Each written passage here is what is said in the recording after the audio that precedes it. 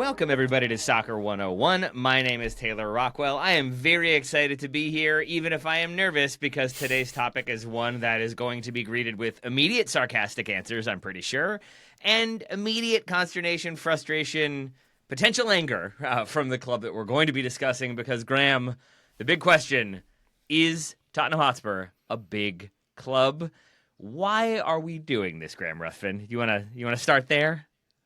Just for the rage bait, of course, of the whole situation. We haven't even invited Ryan onto this episode to slander them as he does on a daily basis on the main feed. I guess it is just there's not really a timely sort of news hook to this. It's just a question that seems to emerge every so often, and I saw a post. Maybe this actually is what made me think of it.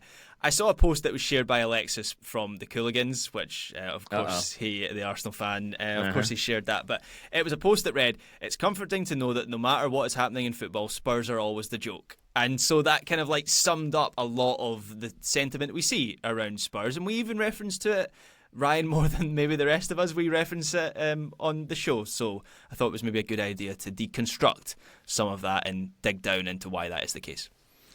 I think it's an interesting jumping off point, that tweet, quote, message from Alexis, because it's certainly not true. There have been times when Spurs have been very successful for long periods of time, as we'll get into.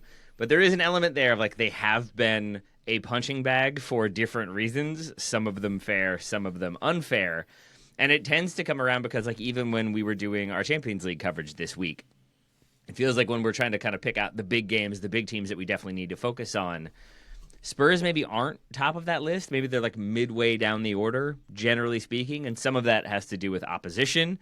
If it's Spurs versus Barcelona, we're probably watching that game. But Spurs versus Monaco, that gets a 45-second summary in the Champions League review.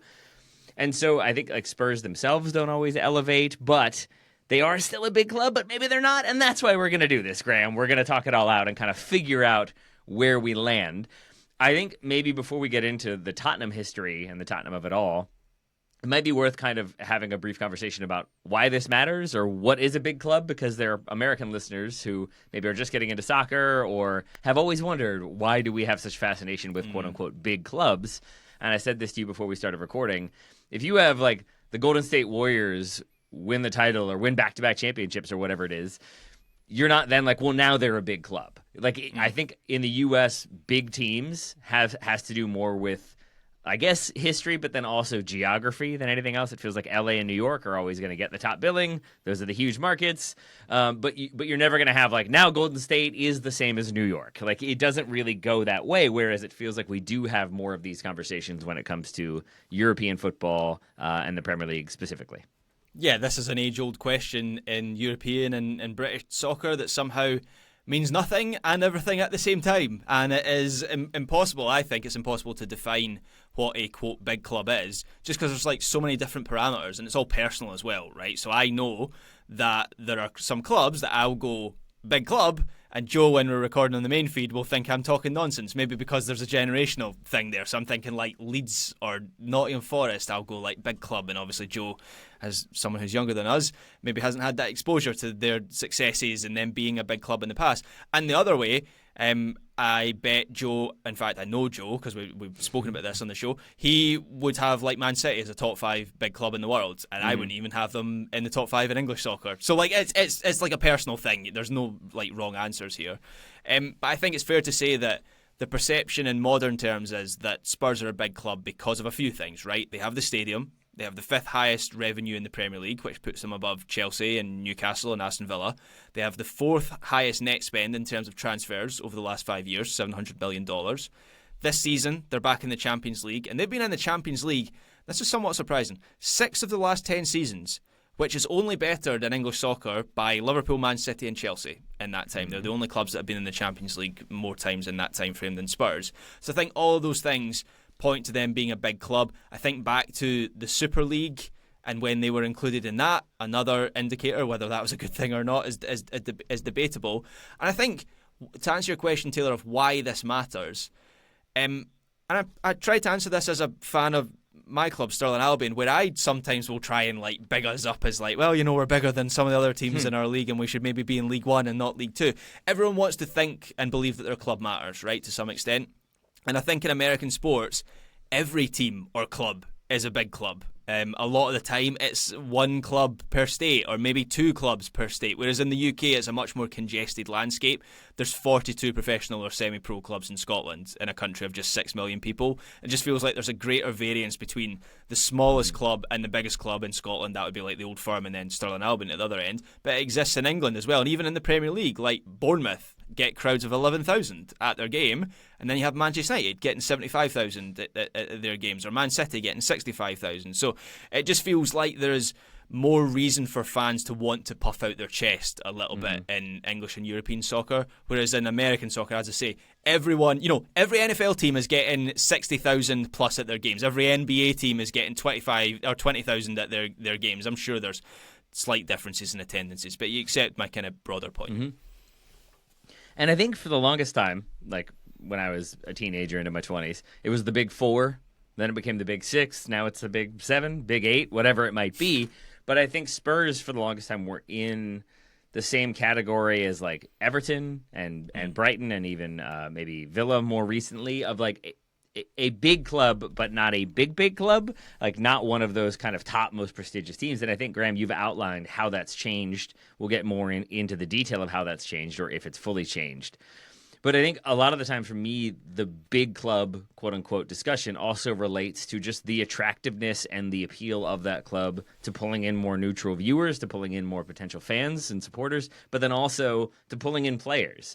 And I think for a while there's an idea that like, are you going to go to Everton or Tottenham? There's a lot of similarity there. Like certainly not recently, but for a while, there's not a huge separation there. And I think Spurs over the years have kind of like done enough to make that jump to kind of change that classification, such that now if, let's say Bournemouth or certainly Everton at this point, if Everton are offering a player the exact same terms as Tottenham, and Tottenham are offering that player those terms and then also their club the same fee, chances are that player is choosing Tottenham. And some of that is London, but some of that is because you've already outlined it. They pay well, they're in the Champions League, they're in the conversation pretty often, pretty consistently, and so I think in that way they have made a lot of improvement, and yet the jokes kind of continue to exist, maybe not to the extreme examples they did in the past. But we should then pause to talk about, Graham, for people who are new to this, like what is the joke about Tottenham? What are the kind of slights that tend to get thrown out in their direction? Yeah, I mean, they're just broadly always the punchline, right? And it's actually not something that I remember from when I was a kid. Because when I was a kid, my formative years as a football fan was like late 90s, early 2000s. Spurs at that time were sort of like a mid-table team. Yep. I don't think anyone really expected them to be near the top of the Premier League. So I don't ever remember, like in the playground or whatever, Spurs being the joke at that time. But then in the last 10, maybe even slightly longer than that, 12, in the last 10 or 12 years, there has been that expectation that they will be up near the top end of the Premier League, whether that is fair or not. And from that, you get mocking when they don't meet those expectations. And I think the Pochettino period is such a crucial period in understanding this, and maybe we'll come on to this a little bit later when we talk about the history. But at that time, Spurs, they overperformed in that period. They made a Champions League final. Their model was working really well, where they unearthed a number of really good players, Son Heung-min and Moussa Dembele, and Kane comes through the academy as well at that time. But there maybe wasn't in place the sort of groundwork that Liverpool had in place with FSG or some other clubs, that they were able to sustain it. And so once that fire burnt out after the end of the Pochettino era, then Spurs were left with the expectations of that era, where they'd made a Champions League final, their fans had had a taste of being in a title race for a couple seasons, but maybe weren't able to meet that again and reach that level again. And so I think that's key to understanding how they've sort of ended up in this no man's land situation, where they're not a Liverpool or a Man City, but equally they're not an Everton, they're not a mid-table team anymore. They're somewhere in between those two extremes. And I think when we talk about successful periods in Tottenham's history, you've already gotten to one there, and I have some more thoughts on the Pochettino era. But to lay out a few more, there's the Bill Nicholson era, going back to the 1950s through the early 1970s. They are seen as a hard-running, hard-working team with a bit of continental flair. They are perceived as an innovative club at the time, and this is when they become the first English club to win the domestic double. They win the league and the cup in 1961. They win 3 FA Cups between 61 and 67, and they win the inaugural UEFA Cup in 1972. So that is a pretty lengthy period of success. And then there is downturn in form where there's relegation and instability. Early 80s, they come back with Glenn Hoddle, Ozzy Ardiles, Garth Crooks. They win the FA Cup back-to-back years. They win the UEFA Cup again in 1984. And that, to me, is, I think, a brief resurgence where they are winning silverware. And then you have the Mauricio Pochettino era that I think of as being just a critical moment in Tottenham's history. And you've already gotten to some of it, Graham, but going back to those mid-late 2000s, you've got Martin Jol is in there. You've got Wande Ramos, Harry Redknapp, V.S. Bosch, Tim Sherwood. And those are all fine coaches to maybe not fine coaches in certain instances. But Harry Redknapp, the joke is he can't spell his player's name. He's very English. It's all about, Englishness and grit and whatever. But you don't really have Tottenham as being a destination location with a philosophy behind it. And I think Pochettino coming in and bringing the pressing and the intensity, but also some of the talent that is then on display, that to me is the time period when I feel like neutrals in the United States, you started seeing a lot more Spurs jerseys around the Mauricio Pochettino era. And I feel like once they kind of have this legacy of a really exciting, fun team that punches above their weight, but also maybe is punching at their weight because maybe they are a big team. They just start to get a lot more broad appeal because they're an appealing team to watch. And because they have that reputation, they're a little bit of an underdog. No one is ever going to say you are a glory hunter for supporting Spurs. And so I think they don't have as much baggage as, say, jumping in and being an Arsenal fan or a Chelsea supporter or the like. Yeah, I loved the Pochettino era. I loved watching that team play, and it felt like at that time, I mean, Spurs did have a bit of success before then with Harry Redknapp getting them into the Champions League. I remember when they did either beat or draw Man City on the last day of the season, and that finished them in the top 4. But it felt like a bit of an overperformance. I mean, Peter Crouch was a decent player, but I think their front two was Crouch and Defoe at that point, which to your point, Taylor, about Englishness, it felt like a sort of reflection of Harry Redknapp as a coach. Pochettino felt like a move towards Spurs becoming the quintessential modern European continental facing club, where they had the most exciting young manager in the Premier League. They had the best striker, or one of the best strikers in the Premier League at that time. There was a coherence to how they played. Their model was bringing in players for a period anyway. Obviously, towards the end, Pochettino became a bit disgruntled with some of the transfers that were not being made for him. But at the start, the model was working well. They make a Champions League final. They are involved in a title race in 2 seasons. But even there, you have the kind of Spursiness of it, where the opportunity is there for them. They were presented with a golden opportunity to win it in the Leicester season. That was the season where Spurs really could have won the league. It was a 2-horse race between them and Leicester. Somehow they finished third in that 2-horse race, and that right there is hitting at the sort of Spursiness of it all. And I think if we're talking about where that term really comes from, to my understanding, it starts as sort of gallows humor in Spurs message boards. As we played well again, but still found a way to lose. And it's sort of a self-referential thing.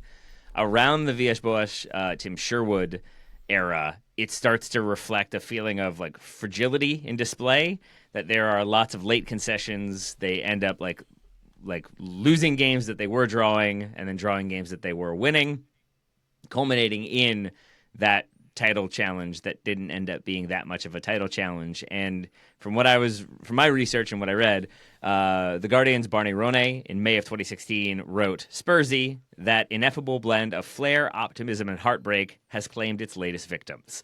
And I think that's a moment where it is sort of representative of widespread usage, that it goes from a thing that Spurs supporters say about themselves to a thing that's sort of somewhat joked about and a few people are making fun of, to suddenly it is a thing that people know. It's a term that people know. And I think it seems really odd. I'm going to go long here, Graham. Do you have thoughts on the origination of Spurs? Okay. Because I think it seems really odd when you come at it from the kind of timeline that I established previously of winning like the double, winning FA Cups, winning the UEFA Cups along the way, and being this team that like does have a history of success. It's just that those periods of success are punctuated by periods of extreme failure. And so if you're only seeing the positive, it's like, well, yeah, of course they're a big club. But if you see the other side of it, you have in between those initial periods of success, you have their first relegation in the 70s as that kind of golden generation, the Nicholson era, ages out or gets moved on. They are relegated in the late 1970s. So then you have the resurgence in the 80s. But then in the early 90s, there's just outright civil war at the club where they're facing massive debt issues and administration. Yeah. This is the Alan Sugar era, right? Exactly, yeah. You have Alan Sugar, who is not the owner, but is like controlling interest or has a stake or is enough there that he is kind of a vocal, visible head of the club, and then manager Terry Venables, the other vocal, visible head of the club. And just a bit of context there, I don't know if Alan Sugar has any cultural footprint in the US, but he is the British Donald Trump. He is the main man on The Apprentice here, loves a catchphrase, is somehow rich despite many failed businesses, but he's like a genuine A-list name over here, like 99% of the country know who Alan Sugar is. But he basically goes to war with Terry Venables and vice versa. They're both, blaming different aspects, different problems. They both, I think, want control. In 1993, Sugar has Venables removed as chief executive of the club. Venables sues in response, and this all becomes tabloid fodder. And I think this is really important because in the 70s, there's this idea that Spurs are a big club, they're too big to fail, and then they get relegated. Then they come back, and now here they are again, and this is, to me, a point when they do start to get publicly ridiculed, and there's public coverage of how they are dysfunctional and not pulling in the same direction. And despite having plenty of talent in this time period, they get banned by UEFA for financial mismanagement while employing Paul Gascoigne and Gary Lineker. So you're wasting these talents, and there's a perception that even if you do have the talent, somehow they will find a way to not be able to put it together, either on the pitch or through financial constraints or whatever. And the 1994 season, I think, is the kind of final culmination of that, when they are docked points to start the season and nearly relegated. And it feels like, to me, when you're entering the Premier League era with dysfunction, like tabloid infighting and threats of relegation, it's hard to then see that as like, okay, here we go, big club, we're kicking on to bigger and brighter things. And I'm not surprised then that it takes nearly 2 decades for them to kind of reach that level again.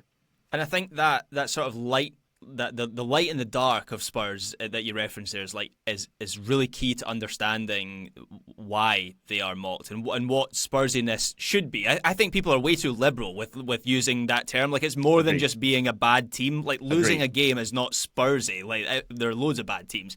It needs to be something that, I think of how they've had certain moments, Spurs, where they've thought to themselves, here we go, this is it. So they get Mourinho, they get Conte. That's actually a better example. They get Antonio Conte, who has won at basically every club.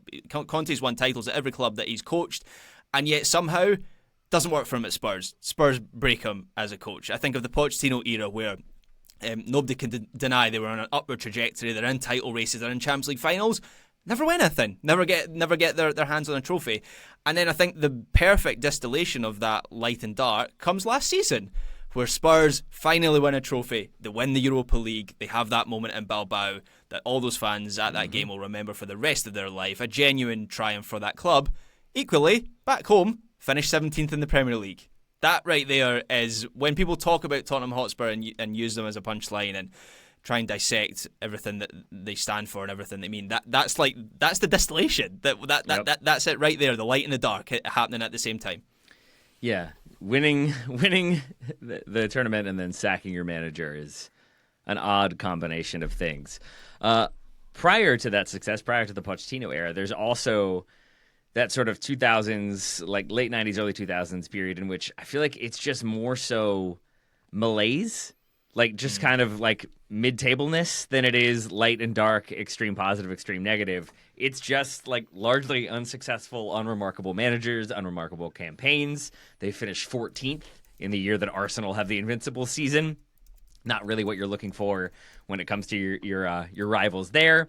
And like, this is also the period of things like Lasagna Gate, where there's a chance Spurs can win it all, Graham, and then it doesn't quite go that way. Yeah, so what's that story again? That's the last day of the season. They can qualify for the Champions Yeah, I League, guess right? not win it all, but qualify for the Champions League. So finish fourth and qualify for it all. But the night before, the team are staying at a Marriott, I believe. They get a foodborne illness believed to be bad lasagna. Lots of players get food poisoning or physically sick the night before the match, as well as the match day itself. Multiple players can't play. They end up losing to West Ham 2-1. Arsenal wins. Spurs miss out on the Champions League. There's an investigation because there's an idea that maybe this was done deliberately. There is no foul play determined or found. But it's kind of, to me, another ultimate Spurs moment where it's basically like you're putting it all together. It seems like things are going in the right direction. And once again, not through no real fault of your own, they found a way to not end up reaching the level that we expected. And that's kind of it in a nutshell, right? It's that, like, even when it seems like things are going well, it ends up having the rug pulled out from underneath them or something goes wrong. And I think it's similar to, like, the curse of the Bambino with the Red Sox or any of the other kind of sports curses we talk about in pop culture. Like, once you put a name to it, once there's a branding to it, any little thing, even if it's just like a mishap out of your own control, it's going to get piled in, it's going to get added onto the list, and it's going to build that pressure of, oh, there we go, Spurs are doing it again. I always equate it with like the Manny Ramirez, like, he does extreme things, and he answers his phone with like hola, and everybody loses their mind. Like, it's that sort of, like, once you start identifying a thing and putting labels to it, I think it gets harder and harder to escape. Yeah, and that's what I mean by, like, people use the Spursy term way too much, where it'll be like, Spurs have lost the game, so Spursy. No, that's not really what Spursy is. Was the lasagna, was that Martin Yall? Was that the Martin Yall era for Spurs? So. Like between 2004 and 2007, right? That sounds about right. Yeah, I mean, I'm looking through the manager list here. There's a definite shift in, so Alan Sugar owns the club from 1991 to 2001, so he owns it for a decade. And, like, the managers that they rifle through at this time, just very, like, uninspiring, very, very British. Like George Graham, who was coming down the other side of the mountain after having success at Arsenal.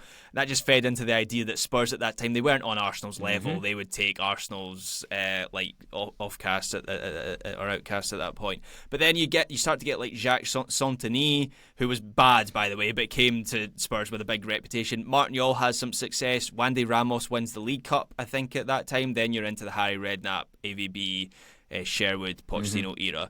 And I think that the reason that I'm pointing that out is how the debate around Spurs has turned into debate around the ownership and around Daniel Levy, who of course departed in his role as chairman earlier this year, and Joe Lewis as the majority owner as well, and the Lewis ownership.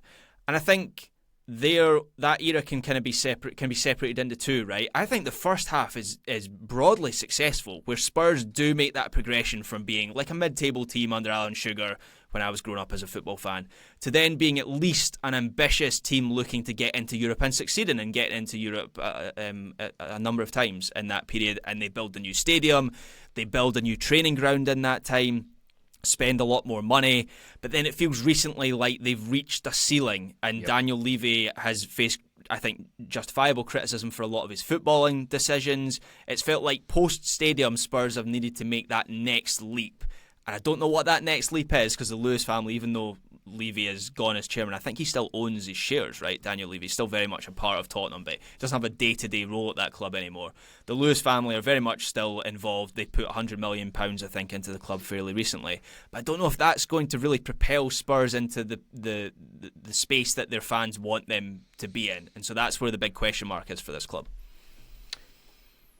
Like, the Thomas Frank appointment, what does that do to the needle? Because to me, it keeps the needle exactly where it was, even if it's a very smart appointment, and I think he has already shown a positive impact and a positive bounce.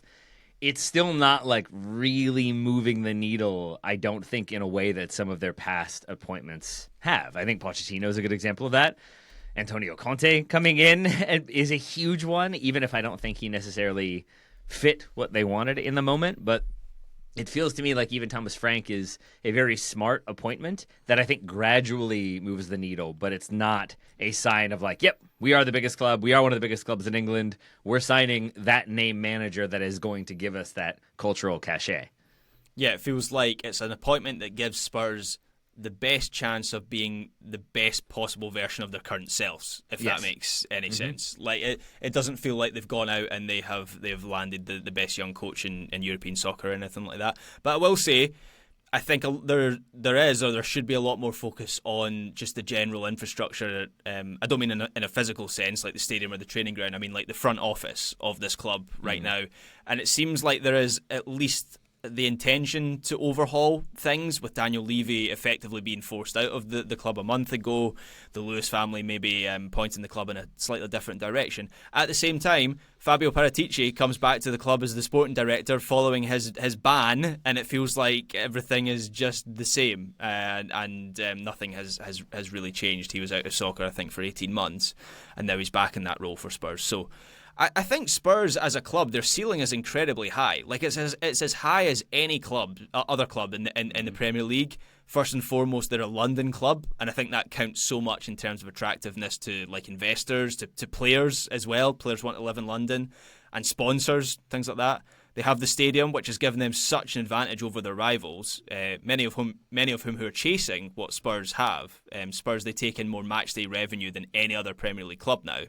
And they have deals with the NFL to host games there. They host big concerts during the summer. So when you see Man City expanding their stadium and Liverpool expanding their stadium, and I've been reading that Arsenal and the Athletic have been reading that they've got plans to expand the Emirates as well over the next few years. They're all chasing what Spurs already have, so that gives them a huge advantage, but it just circles back round to the ownership situation. That's where it all begins, because Spurs, as much as I give Levy and I guess the Lewis family by extension credit for being able to compete against the sovereign wealth funds that now own the biggest clubs in the world, it just feels like they can't continue to punch above their weight, especially if their fans expect them to be challenging for titles and to be winning trophies like they did last season. Agree entirely with everything you've pointed out there, Graham. I think also like some of that inability to compete at that financial level combined with their present situation leads to a feeling of like, yeah, Spurs are kind of where I expect them to be. And I'm trying to then get my head around like, why is there that expectation? What is the thing that like stops me personally from seeing them as like, oh no, they've made that jump. They're competing the way they were under Pochettino, because there are a lot of similarities. I think maybe Thomas Frank isn't young and up and coming, but he's a manager with existing Premier League experience who did well with a quote-unquote smaller club and has now made the jump, as Pochettino did from Southampton, and seems to have inspired a lot of confidence. There are smart signings. There is money coming in. There is the new stadium. I think some of it maybe is also my perception of the squad and their reliance on individuals. Because if you think about who are the best Spurs players of the last 10 years, I think there are two nominees, pretty obviously, neither of whom plays there anymore. I don't know who the third would be. It's Kane and it's Son, and then it's maybe one of the centre-backs, Alderweireld or Vertonghen. Moussa Dembele was good for a while, but that's me going back to the Pochettino era. Right. There. Yeah, and so if you look at it now, like, I mean, like I thought it might be James Maddison, but we haven't really kind of reached that level.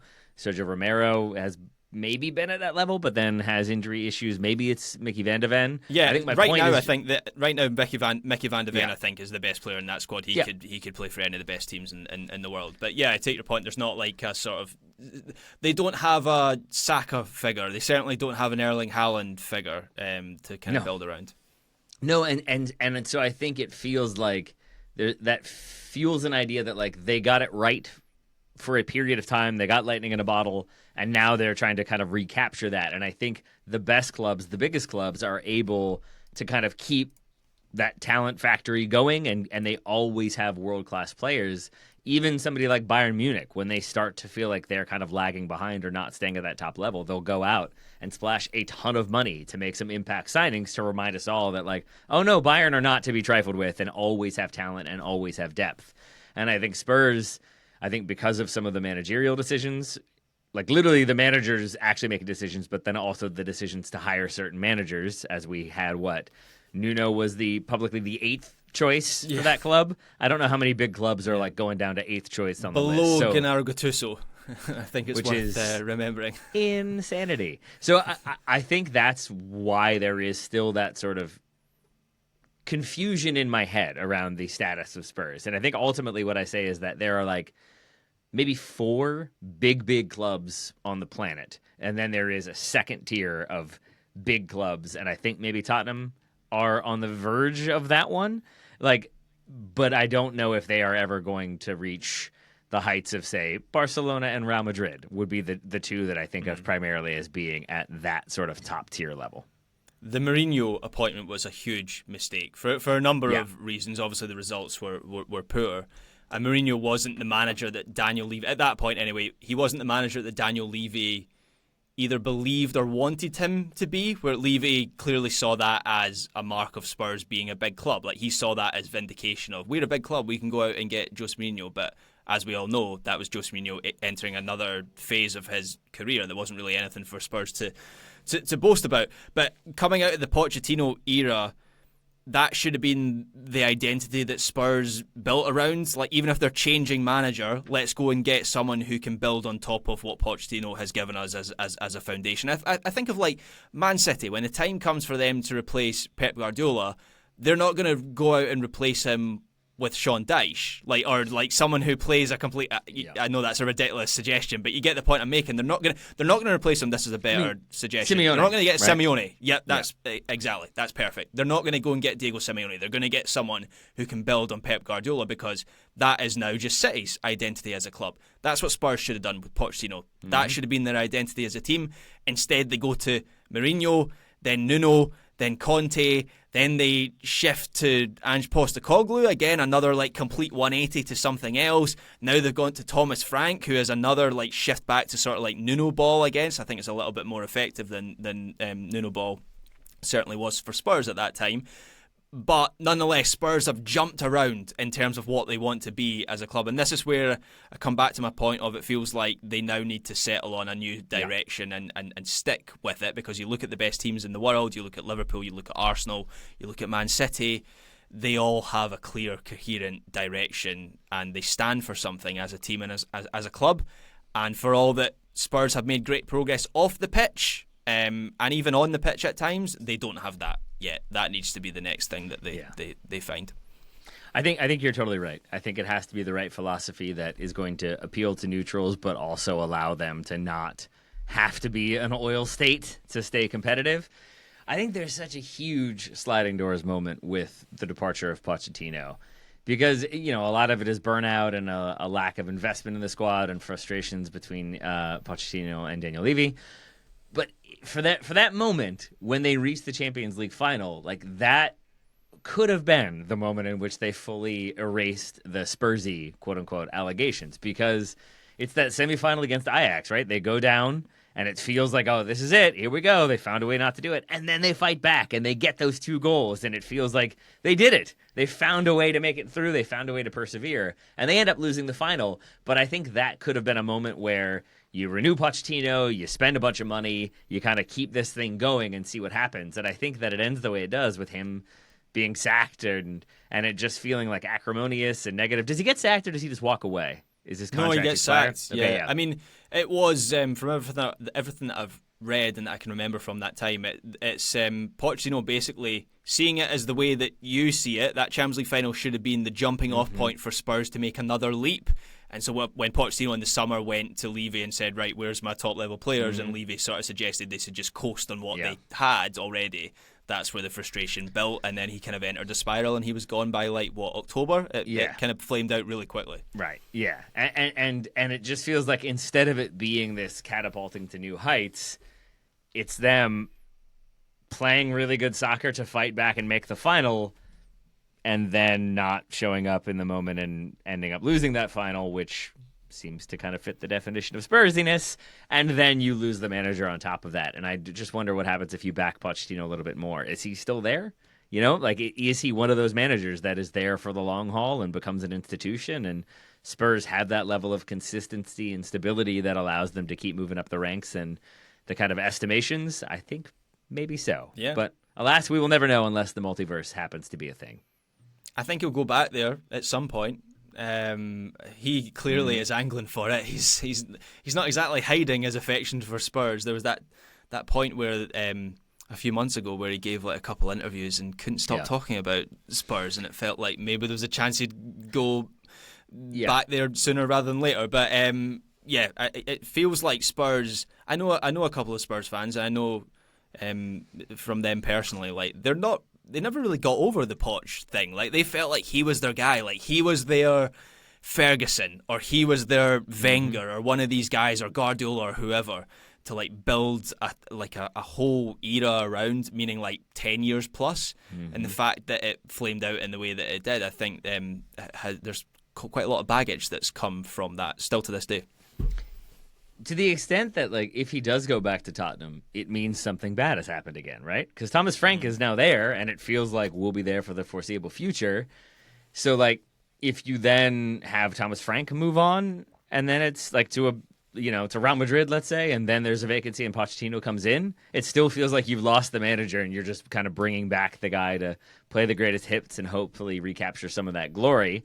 But also, if the wheels come off and Frank is sacked and then Pochettino's brought in, again, it feels like you're sort of starting from scratch again. It's hard for me to see Pochettino going back to Tottenham and that being an entirely positive thing versus there being at least some level of negativity or frustration around it.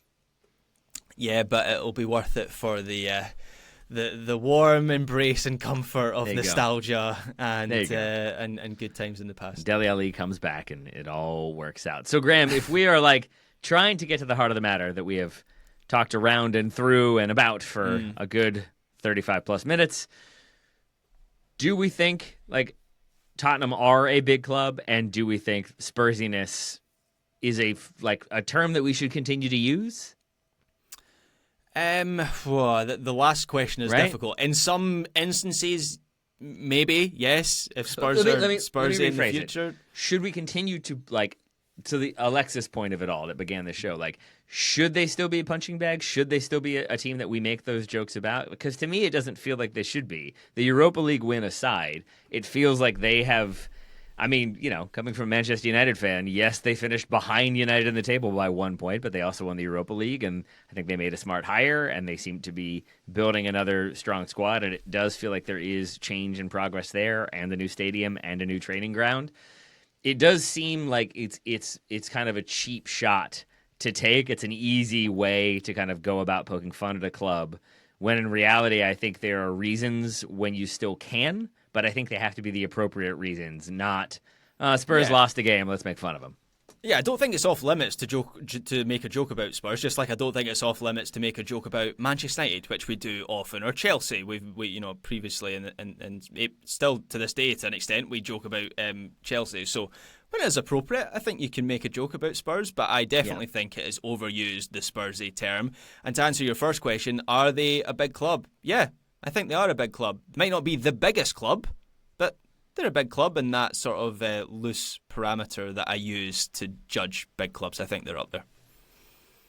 Who are the 5 biggest clubs in the world to you, Graham? Oh man, you really put me on the spot there. The 2 Spanish clubs are 1 and 2. You can kind of switch them any way you want. So Barcelona and Real Madrid. I could go Real Madrid and Barcelona below them. I then think it's Manchester United. I think Liverpool. And I think Arsenal, with Bayern Munich part of the Big Six, I think. Yeah. The Premier League money really skews that scale. Because it feels like Bayern should be on there. Bayern's the only... I think when I said it was 4 to me, at present, it's the 2 Spanish clubs, it's Bayern and it's Liverpool. But I also understand why Manchester United would be on that list for you, and maybe Bayern wouldn't be. Because there is... just so much history and significance to that club. It's why PSG can have all the success they want. There is still that feeling of like, are they really cutting through? Are they getting that mass appeal? Maybe with youngsters. We talk about it with shirt sales, but I think Man City are probably in that same category. Hence your point that like Joe might have them in there, but you would not.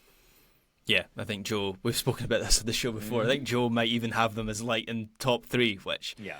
I, as someone who was born in 1991, cannot fathom, but I understand that is a generational thing. Maybe I'm wrong. Sell out your stadium for every single game, and then we'll talk. On that note, Graham Ruthven, thank you for talking about Spursiness and the Spursiness of Spurs with me today. Thank you, Taylor Rockwell, and hopefully we have retained some There's like 8 Spurs people fans listening, to I'm this sure. to this point of this episode, and just to the feed in our show in general. Hopefully, they continue to listen after this point. Yeah, I think my number one takeaway from all of this, for me at least, in talking it out, is that, like, as with many things, you can poke fun at a thing, you can make jokes about it when it is appropriate, and I think that is when things are truly funny and clever, is when they are actually correct and like resonate and have connection to the thing that you're actually referencing versus it just being an easy way to punch down and theoretically get some laughs. I think that's the distinction, and I think it goes back to the idea that Spursiness ultimately is a thing that Tottenham supporters themselves came up with. And I think if they are kind of poking fun at it, if they would kind of chuckle at the joke instead of be like, oh, we're doing that again, I think that's the kind of line for where the jokes and the fun poking should be. Fun poking. That's a word. I think that's right. As with everything, all good things start on the internet, on fan forums. You know? Oh yes, of course. Yeah, I've forgotten the name of the fan forum that it began on. It's like Cockerel Net or something. Wow. Yeah. All right. Well, Graham's going to go hop on Cockerel Net, and we'll see how that goes for him. In the meantime, Graham Ruffin, thank you once again for spending so much time talking about 101 things with me this week. Thanks, Taylor. Spurs supporters, I hope this was an enjoyable enough listen, if not overly painful. Everybody else, thank you all for listening. Be nice to your Spurs friends, and we'll talk to you next week.